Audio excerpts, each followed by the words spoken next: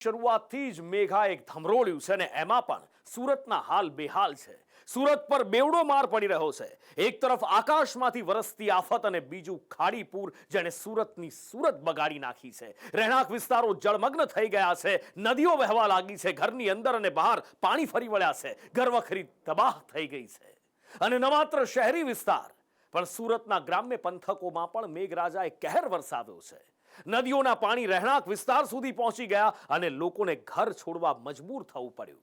ન માત્ર સુરત પણ દક્ષિણ ગુજરાતમાં નવસારી અને વલસાડમાં પણ મેહુલિયો એવો વરસ્યો કે સર્વત્ર તબાહી, તારાજી અને બરબાદી લઈને આવ્યો।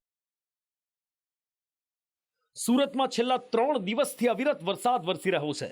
સાંબેલાધાર વરસાદના કારણે સણિયા અહેમદ ખાડી વિસ્તારે જાણે જળ સમાધિ લીધી છે।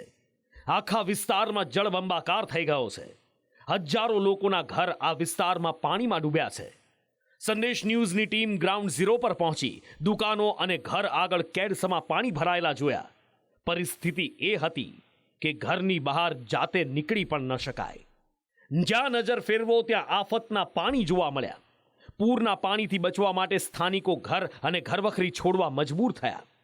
રેસ્ક્યુ ટીમ બોટ સાથે પહોંચી કે જેથી કરીને લોકોને સલામત રીતે સ્થળાંતર કરાવી શકાય। ફાયરની ટીમે જુદા જુદા વિસ્તારોમાં ફસાયેલા લોકોનું રેસ્ક્યુ કર્યું। સ્થાનિકો અહીં 3 દિવસ ભરાયેલા પાણીમાં રહેવા મજબૂર હતા।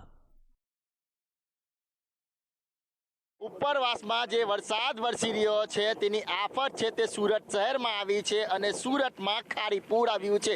જ્યાં જોઉં ત્યાં અત્યારે નીચાણવાળા વિસ્તારમાં આ ખાડીપુરની પરિસ્થિતિ સર્જાય છે। ત્યારે સણિયા અહેમદ ગામ છે ત્યાં આગળ 10 થી 15 ફૂટ પાણી છે તે ગામની અંદર ગરકાવ થઈ ગયું છે અને આ તમામ લોકો છે તે અત્યારે ઘરમાં જ રહેવા પર મજબૂર બન્યા છે।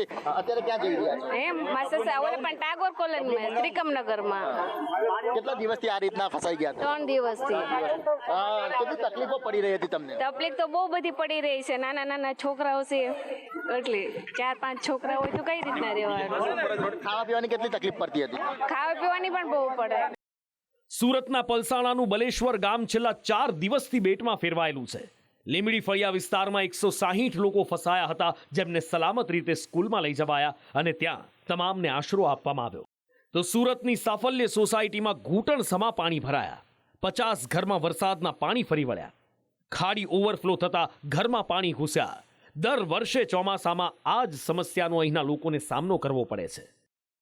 આ તરફ બારડોલીમાં પણ ધોધમાર વરસાદ વરસ્યો। ભારે વરસાદ બાદ મીંઢોળા નદી ગાંડી તૂર બની। મીંઢોળાના પાણી 150 થી વધુ ઘરમાં ફરી વળ્યા।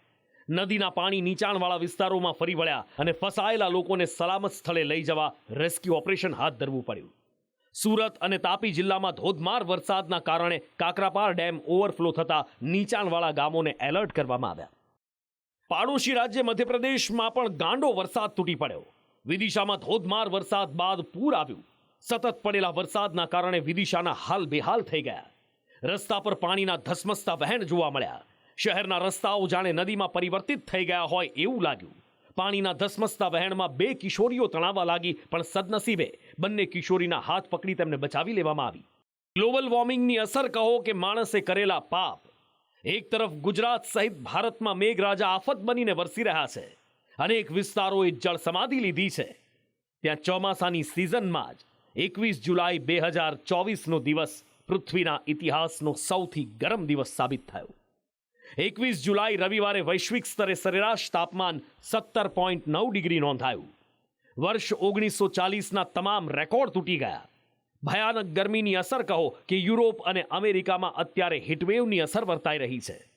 આટલી ગરમી પડવી, સિઝન વગરનો વરસાદ પડવો, ક્યાંક એક સાથે વરસાદ પડી જાય તો ક્યાંક કોરા ધાકોર રહી જવાય, રણ પ્રદેશમાં પૂર આવે, આ બધી જ ભયાનક અસર જળવાયુ પરિવર્તનની છે।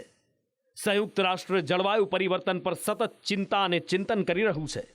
જો પરિસ્થિતિ નિયંત્રણ બહાર જતી રહેશે તો દુનિયાને વિનાશકારી આફતો માટે તૈયાર રહેવું પડશે। સ્પેશિયલ રિપોર્ટ, સંદેશ ન્યૂઝ।